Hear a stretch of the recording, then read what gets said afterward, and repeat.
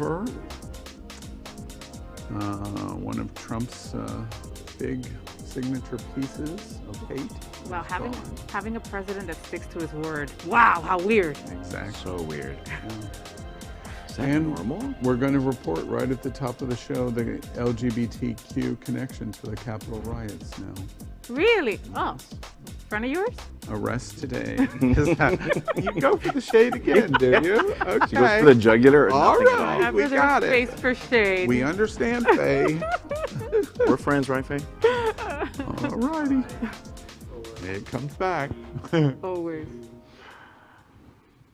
Well, good evening, America. At this hour, in fact, at this very moment, the House impeachment managers have walked the articles of impeachment from the House to the Senate. And the impeachment trials will now be on February 8th. Stay tuned. Welcome to Queer News Tonight, the world's first and only LGBTQ daily evening news. It's time to queer up the news. We're doing breaking news, and we're doing this completely from the hip because the news is so fresh, happening now. I'm going to be reading from an iPad, my phone, and a teleprompter. As you know, we did the national LGBTQ debate on Trump and Bush, and we had Democratic representatives and Republican representatives, and our Republican representatives for Trump were principally represented by Gays for Trump and #Walkaway, specifically Brandon Straka and the LGBT conservative community. We reported that Brandon Straka participated in some way with the Stop the Steal rally in Washington, repeating other press reports. Brandon Straka sent me a text last week, and I'm going to read a portion of it to you. It said, "Hi Al, it's Brandon Straka.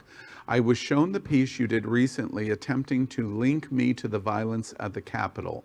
I am reaching out to you directly as I have had a friendly relationship with you in the past, and the piece said that I spoke at the Capitol. This is false. You said the event I spoke at was called Stop the Steal. That is false. I am politely asking you to retract these statements on your show, as I did not speak January 6th and I was not part of the event. If we can't resolve this, my lawyer will be reaching out to you."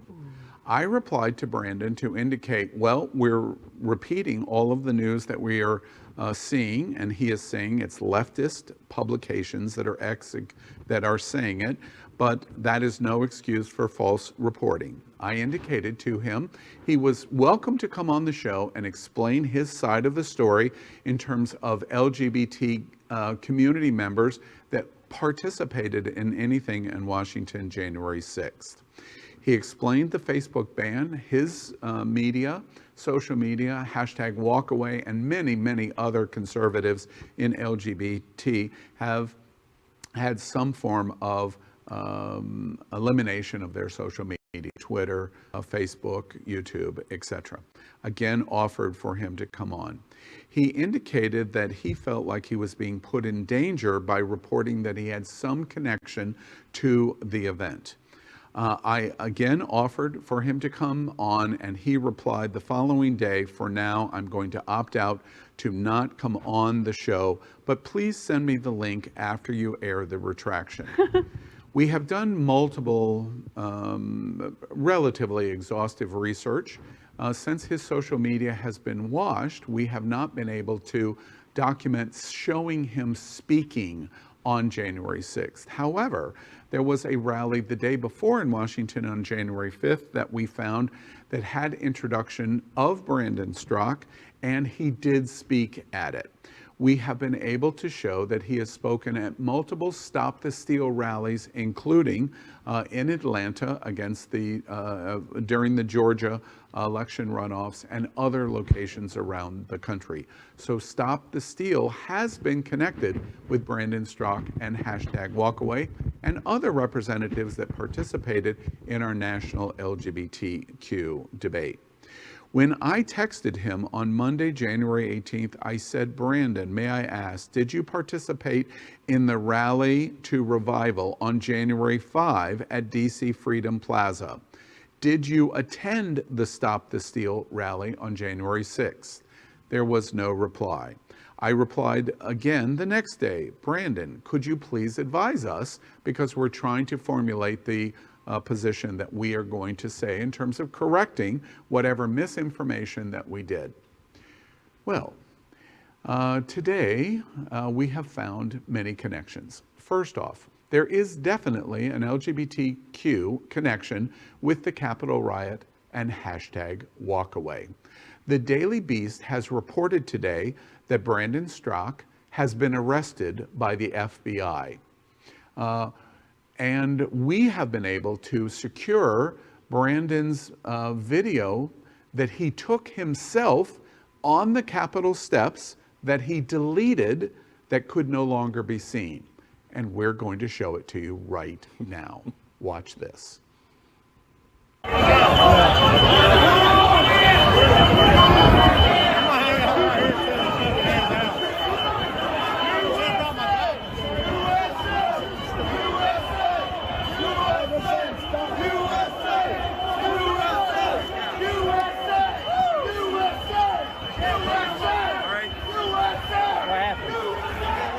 They're using gas. We're being gassed right now. What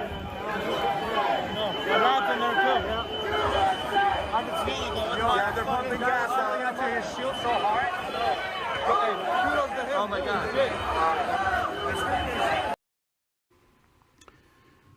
Well, as you can see, that in the mask and the sunglasses is Brandon Straka.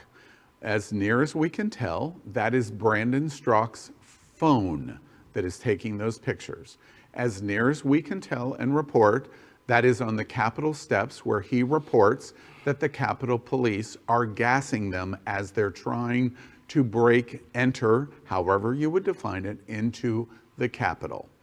So there is our reply to your challenge of our reporting on the Capitol riots as it relates to hashtag walkaway and the LGBTQ community's involvement in this. Now, we do not have the video, and will acknowledge that we do not have video since his media has been washed at Facebook and Twitter and YouTube of him speaking. But we can demonstrate he spoke the day before at Freedom Plaza, was on the agenda. We can now confirm that he was at the Capitol steps and had tear gas affect him. And federal authorities have suggested even more. This is all being reported now by the Daily Beast, including very specific charges. Until we see more detail of it, we're not even going to report here. However, our final note on hashtag walkaway and Brandon Straka and the demand of us putting him in harm's way is in an FBI arrest that has taken place today, according to the Daily Beast. And Brandon Straka has been arrested this afternoon for participating in the Capitol riots. And the participation of the charges from the FBI are threefold. Charge number one from the FBI is that Brandon Straka, representing as founder of hashtag walkaway, impeding law enforcement officer during civil disorder. Charge two is knowingly entering and remaining on restricted grounds without lawful authority and or engaging in disorderly conduct within proximity to a restricted building to impede official functions. And charge three by the FBI is engage in disorderly conduct with intent to disturb a hearing before Congress. Now, I am completely, and everyone at Queer News Tonight is completely willing to wait to see how all of this washes out.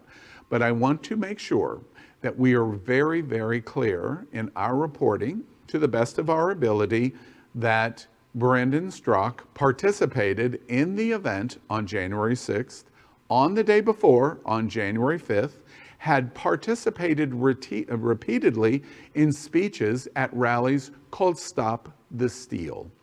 And all of the information, to the best of our ability, is accurate, including and up to this moment of the FBI arrest and charges at this hour. We again, because of the LGBT connection to the Capitol riots, #walkaway, our national debate on the LGBT election between Donald Trump and Joe Biden, of which Brandon Straka and others participated in, we continue to give him an invitation to speak at Queer News Tonight to clarify any misinformation that we have done our best to accurately report as an LGBTQ news outlet. That is the breaking news at this moment about the Capitol riot on January 6th. Next, let's talk about the show tonight. In breaking queer news, today, Joe Biden signs an executive order reversing Trump's trans military ban. And in the big finish, Schumer says Trump was inciting the erection on the Senate floor. Wait, what are we talking about here? Tonight, meet the queer school teacher who made Bernie's inauguration mittens. And in the big finish, Big Gay Ice Cream shutters original East Village location after a decade. And tonight we report huge news as FDA approves first long-acting HIV drug combo, monthly shots, and longtime friend of Queer News Tonight. Sad news in the big finish, the Dominion voting system sues Giuliani for $1.3 billion for defamation. Wait, he's not a longtime friend? No. So good evening, LGBTQ world. It's 7 p.m. Monday, January 25th, and we are literally out of the closet and into the headlines. So many of your important stories we are going to tell this evening on Queer News Tonight.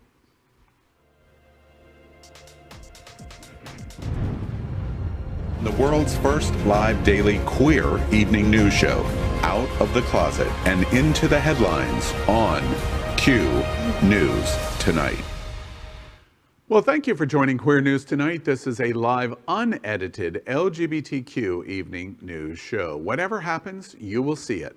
This evening, we bring you the news of and a perspective representing the LGBTQ community from South Florida, America, and across our world.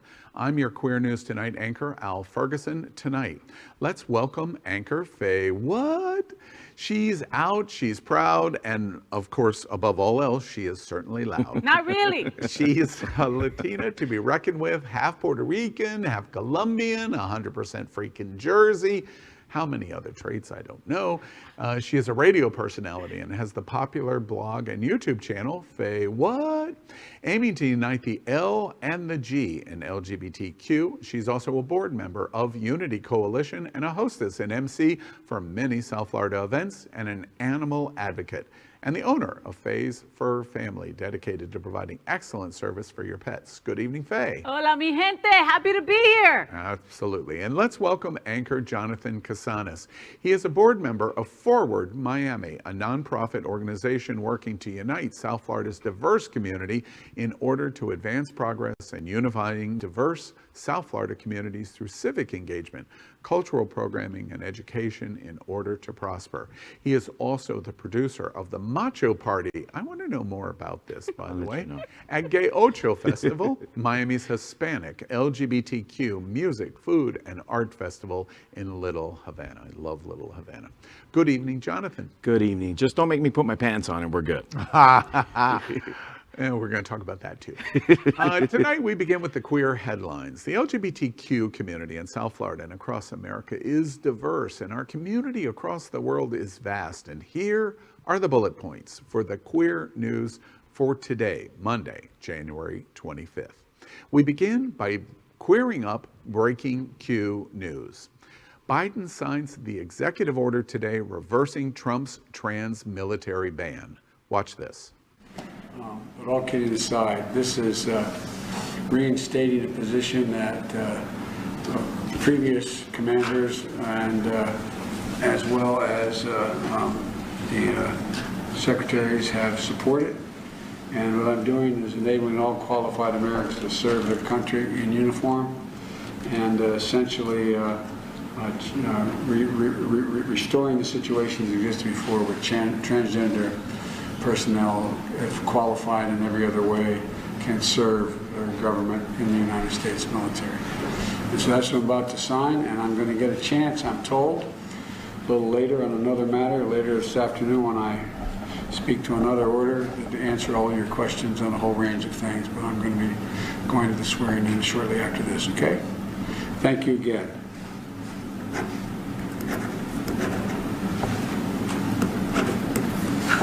All right.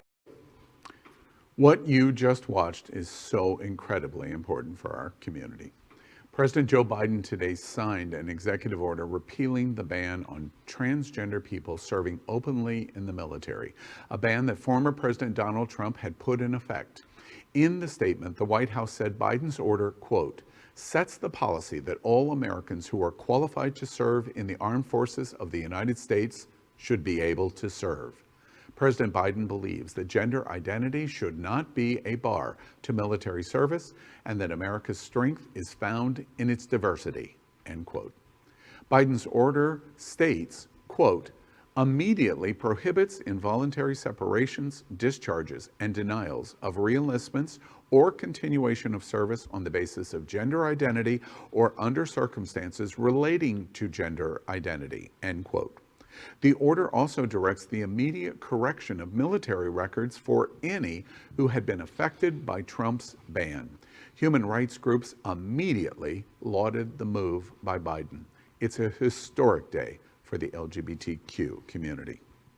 Doesn't this story make you feel warm and fuzzy like Bernie's gloves? I mean, this is just so amazing. I mean, talk about having a president that comes through with his promises. Wow, feels weird, but nice and warm and fuzzy, right? This action speaks volumes to our LGBTQ military and veterans. Thank you, thank you, thank you for this. This made my day. Yeah, it's true. It's like we're finally going back to normal. And why would you want to ban any group of individuals who want to serve our country? Like the most patriotic thing I've ever done is serve as a soldier, and it's not the same thing. Like I'm in long-term relationships, and I would not fight for this country and risk my life. And I'm just so glad that we're able to have those who will, and I would not want to ban anyone that wants to do so. Yeah, and tonight when Tucker Carlson and Sean Hannity and Laura Ingrams go insane on their shows at Fox News, yeah, I would call out to everyone that hears my voice, there's a difference in politics and fact. All of the Joint Chiefs supported this without the president. Without President Biden, they supported this. They did not support Donald Trump's position on the Trump ban, never did, constantly said it. Today was not about politics, it was about fact. You are qualified to serve. If you are, you serve without respect of race, color, creed, or gender identity. Next, we queer up entertainment. Graham Norton describes disaster fling with RuPaul's Drag Race star Tina Burner. Graham Norton once described his on-again, off-again relationship with RuPaul's Drag Race star Tina Burner as a, quote, disaster. Burner is among the queens battling it out to become America's next drag superstar on RuPaul's contest, but before she became a star on the show, she was Graham Norton's boyfriend. The New York drag queen, whose real name is Christian Sieber, dated the BBC talk show host in the early to mid-90s, but the relationship didn't end well. Norton later opened up about their romance in his 2014 memoir, The Life and Loves of a He-Devil. In the book, Norton reflected on meeting Sieber for the first time in the Barracuda bar in New York. The drag queen was, quote, tall and broad-shouldered with an easy smile that took up half his face, end quote. Norton wrote at the time, and the pair quickly hit it off. The experiment lasted for about 6 months, and he said it was a disaster. Graham Norton and Drag Race star Tina Burner lived together for 6 months. Graham Norton and Sieber dated 4 months, but their relationship soon ended in heartbreak, with them both agreeing to call it quits. But separation didn't last too long. They promptly got back together, with Sieber moving in with Norton in London. However, their relationship was simply not meant to be, as Norton explained in his memoir. Norton wrote, quote, the experiment lasted for about 6 months and it was a disaster, end quote. Next, queer up gay culture. Unique naked male connections by AdeY, happily for sale. At Queer News Tonight, we bring the LGBTQ community the best of emerging artists, photographers, calendars, and other visual artists that should come to your attention. Tonight, we bring you an interesting online exhibit by photo artist AdeY. This Swedish and British multidisciplinary artist works to study subjects as the human body's balance, strength, and physics. The exhibit reflects a decade-long representation of the male nude form. Features in the online exhibit called, quote, Boys Will Be Boys, Boys, Boys, Boys, available at AdeY.co, boysboysboys.org, or AdeY social media platforms on Instagram through February 5th. It includes 2015 Ascension. Here they photograph and portray the body in its purest form, bare, undressed, and naked. The work seeks to create a non-sexualized and open-minded representation of humankind, which is based on a dream of acceptance. 2020 Gateway celebrating the differences about physics, gender, race, and sexuality. 2016 Hangout represents more than 60 photographers from 25 countries, including China, India, Iran, Poland, Russia, and Turkey, where gay rights are repressed and queer lives under constant threat. Quote, Autumn is coming, unquote, 2015 Boys Will Be Boys. Other former representations or presentations include titles Formation, Horizon, Sensitive Service, Yin Yang, Are You Sure, and 2018 Layer. The images are eye-popping and thought-provoking for the LGBTQ community. You know, one of the things as Jonathan was speaking, I was looking at these pictures, and I can assure you the blurriness that was added by production. And I know this because I've looked at these pictures for, probably 6 or 7 hours today. Wow. And in the big finish. There was not much else going on today. Al, is that what's going on? Nothing else. I love these pictures. It was like naked gay Cirque du Soleil, right? Like it was Yeah. so cool. And I love the name, boys, boys, boys. I wanted to know what the ones that it was like 10 guys just laying on top of each other. Like what was that one called? Tired? I don't know, but I loved it. I Cuddle can't wait to puddle, look that's what into that's these called. pictures. Cuddle puddle. Yeah. And Faye, I'm sorry, you didn't say it correctly. You have to say it the way Jonathan did. Boys, boys, boys! All right, let's queer up gay culture. Meet the queer school teacher who made Bernie's inauguration mittens. Did you know she's LGBTQ? A week ago, Jen Ellis of Essex Junction, Vermont, was living her normal life as a school teacher with her partner Liz and their daughter. Now she's getting thousands of emails a day asking for mittens like the one she made for Senator Bernie Sanders that he wore in a picture from last week's inauguration of President Joe Biden and Vice President Kamala Harris that went viral. She told Slate, quote, I think my Gmail has crashed now, end quote. In just a few hours after the photo of the mittens went viral, Ellis had thousands of emails either requesting interviews with her or inquiring about how they too could get some of the mittens, like Bernie's. Ellis says she was actually one of the last to know that Sanders wore the mittens as she was teaching during the inauguration. She said, quote, as soon as I was done with my remote teaching, I hopped in my car and drove home. It was a huge blizzard and up here in Vermont, so it took me forever. As soon as I walked in the door, my partner was like, you're not going to believe this. She initially gave the mittens to Sanders in 2016. Ellis's daughter goes to the preschool that Sanders' daughter-in-law Liza Driscoll owns and operates. After Sanders lost the Democratic presidential nomination to Hillary Clinton, she asked Driscoll to give him a pair of mittens that she had made. The various memes of her queer-made mittens have been viewed an estimated 1 billion times since last week. I love this. I love these memes. I love these mittens. It made my day when I found out that it was all about the L. A lesbian lady made these mittens. Now, I don't know if these mittens go with my skin tone, but I want them. And those memes, those Bernie memes were just so wonderful because you saw people just putting Bernie everywhere. My wife did it, put Bernie in Jackson Hospital. I loved it. I loved it. I loved it. I loved it. And again, the queer connection was everything. Yeah, I loved it too. The mittens broke the internet. I think they were trending more than J-Lo and Lady Gaga. So it's incredible. The best thing to come out of this inauguration, honestly, other than the fact that Biden became president, was was going these to say, mittens. and the vice president. We have PTSD, I'm telling you. Yeah, and Miss Ellis, that shameful shameful pitch out that you just heard from your lesbian ally here at Queer News Tonight. She's looking for a pair of mittens. That's what she was doing. And also, when you tell her no, remind her she doesn't need them in Miami. Yeah. Call me, Liz, call me. Next, we queer up gay health. FDA approves first long-acting HIV drug combo, monthly shots. U.S. regulators have approved the first long-acting drug combo for HIV, monthly shots that can replace the daily pills now used to control the infection with the AIDS virus. Yeah, the virus is called AIDS. Yes. I'm thinking about the mittens still. Right. Thursday's approval of the two-shot combo called Cabenuva is expected to make it easier for people to stay on track with their HIV medicines and to do so with more privacy. It's a huge change from not long ago when patients had to take multiple pills several times a day, carefully timing them all around meals. Dr. Stephen Deeks, an HIV specialist at UC San Francisco, said today, quote, that will enhance quality of life. People don't want those daily reminders that they're HIV infected, end quote. Cabenuva combines with ripivirine, sold as Edurant by Johnson & Johnson's Janssen unit, and the new drug cabotegravir from Viv Healthcare. They're packaged together and given as separate shots once a month. Dosing every 2 months also is being tested. Studies found that patients greatly preferred the shots. Faye, that was the hardest story you've had to read. Congratulations, Really that was wasn't. amazing. Next, Queer Up the USA.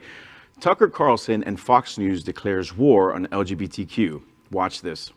So globally, for thousands of years, and in this country for hundreds of years, women and girls have been discriminated against in and excluded from civil society, all aspects of it, specifically on the basis of sex. All of the men making all of the laws for all of that time knew exactly what the word sex meant, and they deliberately kept us out because we are women and girls. And now, with the redefinition of sex to include gender identity, we are supposed to pretend that none of that exists. And I should also mention the Women's Declaration has been signed by 13,000 people all over the world, including 1,600 in the United States. Women are standing up. We are not having it. And what the executive order that President Biden signed on Wednesday does is order federal agencies to take a look at their own policies and practices and see where sex is defined and to essentially redefine the word sex to include gender identity. And what this will have the impact of doing is obliterating women and girls' sex-based rights at a federal level. Friday night, Fox News and Tucker Carlson declared war on the LGBTQ community. Last week's trans discrimination ban signed by executive order by President Biden totally pissed Tucker Carlson, Sean Hannity, and Laura Ingraham's Friday night broadcast on Fox. Carlson led his news broadcast with what he described as, quote, the discrimination of women, end quote, that the trans discrimination ban represented. He suggested that all Americans could get into the women's bathroom stall. The story dominated the top and the largest portion of Carlson's show. Interestingly, he suggested that LGB of the American community does not support this trans discrimination policy. He also suggested that so many in the U.S. are not speaking out against the new executive order for fear of being characterized as homophobic. All three shows Friday night focused extensively on a cultural war on trans discrimination, trans student participation in sports, and the contradictions it represents. Fox News made a clear commitment to demonstrate just 2 days after President Biden's inauguration that trans issues will be front and center to the conservative right of America and especially Fox News. This is a very complicated story, but I have to tell you, vitally important to the LGBTQ community because the blocks that they did in these three shows is designed to first make women fearful of trans people, and the definition of gender identity is their first attempt argument. And then their second attempt argument is to define and divide the T out of LGBT, and to suggest that lesbians, gays, and bisexuals do not support this issue because they do not support trans.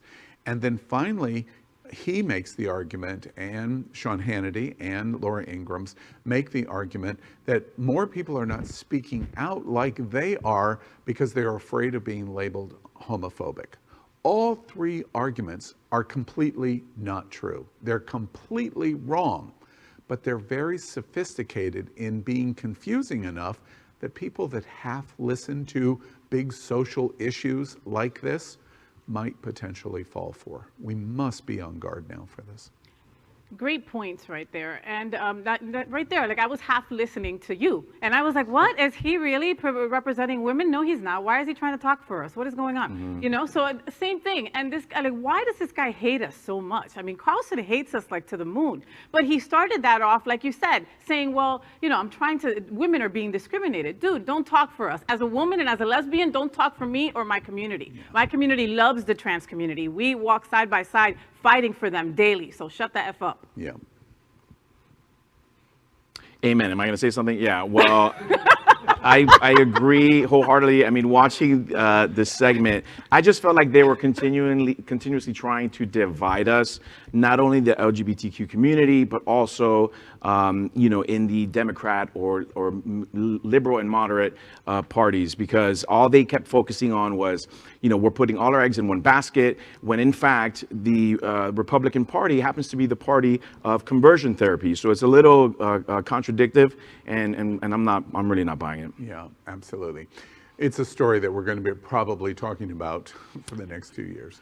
Yeah. Well, that's our queer headlines for today. Let's catch up next on the LGBTQ news surrounding COVID-19 with our special segment that we call Quarantine Quickies. Tonight, we report on the devastating effects that coronavirus is having on the American and worldwide LGBTQ community in total number of cases and deaths, which you can see there in our reporting. So let's queer up Quarantine Quickies. The new CDC director predicts COVID-19 vaccine distribution will increase dramatically by late March. Watch this. And the new White House COVID coordinator says what you inherited from the Trump administration is much worse than any of you could have imagined. What is the distribution problem, and how do you fix it? You know, I would say one of the biggest problems right now is I can't tell you how much vaccine we have. And if I can't tell it to you, then I can't tell it to the governors, and I can't tell it to the state health officials. If they don't know how much vaccine they're getting, not just this week, but next week and the week after, they can't plan. They can't figure out how many sites to roll out. They can't figure out how many vaccinators that they need, and they can't figure out how many appointments to make for the public. So if they overshoot it, then we have vaccine on the shelf. If they undershoot it, we have these queues and queues of people whose appointments are canceled. And either way, we have challenges. So the fact that we don't know today, 5 days into this administration and weeks into planning, how much vaccine we have just gives you a sense with the challenges we've been left with. Well, Fox News Sunday's Chris Wallace interviewed Dr. Rochelle Walensky, the new CDC director for the new administration. Two headlines came out of this interview on Sunday. First, Walensky suggested that the organization of the Trump administration, and especially Operation Warp Speed, was in a very poor situation, far worse than that the CDC even knew until Wednesday after the inauguration, and they could literally open the books. Second, Walensky told Wallace that the organizational and implementation structure of vaccine deployment will improve dramatically, but it's going to take until March because of the first issue. The CDC director suggested that the new executive orders will initiate the needs to make vaccine implementation faster and better, but it is going to take more time. So here's another way that Trump has his hand in killing more people, right then and there. You know, by not giving these people the information that they needed, they didn't even have a plan together, guys, you know, for the vaccines to go out. You know, Florida stopped reporting how many second vaccines are overdue because they're using those second vaccines for people that need them. You know, so I mean, so everybody just be patient. When it's your turn to get the vaccine, get on that line and get it. It is for your own good. It's for all our own goods. Yeah, I have nothing else to say. It's absolutely daunting that this is happening. Obviously, we'll wait till March and get things going. But I think everybody should get it. Everybody should do the research, because I think the other thing that we're really up against is wanting the vaccine and understanding that it is safe for you or not. You're looking at the number in the bottom right-hand corner next to Jonathan. in the United States of America, 29,186 LGBTQ American deaths. I watched that report live yesterday on Sunday, and I was thinking when I watched it, this is why you don't elect reality show host President of the United States, because they're going to promise and market and sell you something, but their follow-through and implementation is going to be terrible. And yesterday we found out how terrible our vaccine, which is the greatest story in the last 12 months related to COVID, how terrible our situation is, because they concentrated not on implementation, but the showmanship of what happened in COVID. It's very sad, but it will improve. Stay hopeful. That is our COVID-19 news for tonight. Next, we report that Happening Out Television Network helps support our LGBTQ community. A great example of this is Sunshine Cathedral, the world's largest queer church right here in Fort Lauderdale. We are broadcasting from our permanent set here in supporting that partnership. The network broadcasts the largest LGBTQ religious broadcast in the world, with more than 30,000 watching every Sunday at 10:30 a.m. Eastern, and it's totally live. We encourage you to tune in. Our campaign of sponsorship proudly supports Sunshine Cathedral is my queer church. Watch this.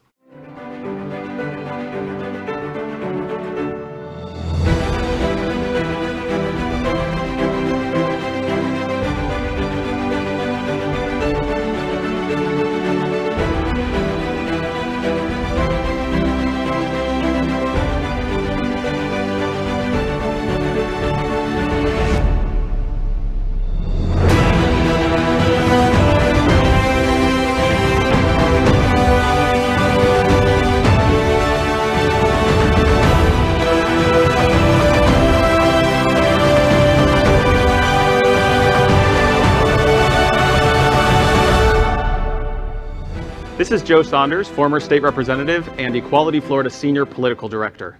And Sunshine Cathedral is my queer church. We'd also like to thank our set designer, Concepto Modern Living, here in Fort Lauderdale for making this set in this amazing queer church campus possible. Finally, we thank Queer News Tonight's hotel sponsor, Best Western, I-95 Fort Lauderdale. This is the closest and best choice to the famous Wilton Drive, and our hosts and guests stay at the LGBTQ Ally Partner. We encourage you to stay here when visiting South Florida. Well, we're going to end tonight's broadcast with the big finish. This is today's silly or news that entertains the LGBTQ community. First up, in the big finish, Senate Leader Schumer is inciting the erection on the Senate floor. Watch this. There'll be a trial, and when that trial ends, senators will have to decide if they believe Donald John Trump incited the insurrection against the United States. Can he still get one of those? No, he has not incited any erection ever. Ever. I think he's been hanging out with Amy Schumer. That's a comedian. Maybe they're related. Yeah, that might have been a move. When I saw this, I was thinking, no, Donald Trump has never incited an erection for me, ever. Without paying for it. No, I won't even go there. The big finish. Sad news. Big Gay Ice Cream shutters in its original East Village location after a decade. That's what it's called, the Big Gay Ice Cream Shop. Yes, and they had an awesome opening a couple of years back. Anthony Bourdain, rest in peace, dressed up as a priest to like bless the place on its opening night. It was such a cool place. Yeah. And my favorite ice cream was the Dorothy. It was so good. I can't believe it. Another LGBTQ establishment lost. Yeah, I don't know. I haven't visited. It is sad. There's a lot of restaurants going down, in New York and specifically in the Village. So it's definitely sad news now in the big finish. You know, Faye, Jonathan tells you he's never been there, but that's where I met him. At the Big Gay Ice Cream Shop. And he's like, look at me at Don't the Big Gay listen Ice to Cream it. That's my drag name. Is that right? The Big Gay Ice Cream Shop. All right, in the big finish, Man, is this, except for the great news of the day, is this the story of the day? In the big finish, Dominion Voting Systems, you know, the machines, they have sued Rudy Giuliani today for $1.3 billion for defamation. I believe, for defamation. What do you think, Faye? Wow, and that's billion with a B. With a B. Ah, you know, he had it coming. He had it coming. From Chicago. He definitely had it coming. He also should get sued by the hair dye company where he leaked all over his face. They should sue him too. For misuse Yeah. of their hair dye and defamation of the quality of the product. You know what's really interesting about this story? They're not suing the campaign. They're not suing Donald Trump in terms of the defense of the campaign. Dominion Voting Systems is suing Rudy Giuliani personally. This was a heart stab today. And the proof that they did it and how their knife found his tiny little heart, I do not know.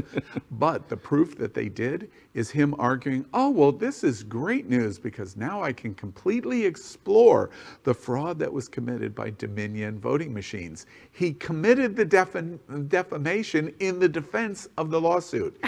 And they're not going to find anything, and he's going to have to settle with them, or they're going to wipe him out. Hallelujah. Get ready to pay up, Giuliani. Get ready. That's it. That is today's news for the LGBTQ community on the world's first and only daily LGBTQ evening news show. Is our community important to you? Then help us by liking and subscribing, ring the bell for updates, share this news. We're the only television live video news that is out of the closet and into the headlines. We need your support. And I'm your anchor, Al Ferguson, and on behalf of anchors Faye Watt and Jonathan Casanas, we're going to see you daily and tomorrow night at 7 p.m. And remember, you might even see a special segment from the Capitol Riots of our new correspondent, Brandon Straka. Keep watching that. Good night, America.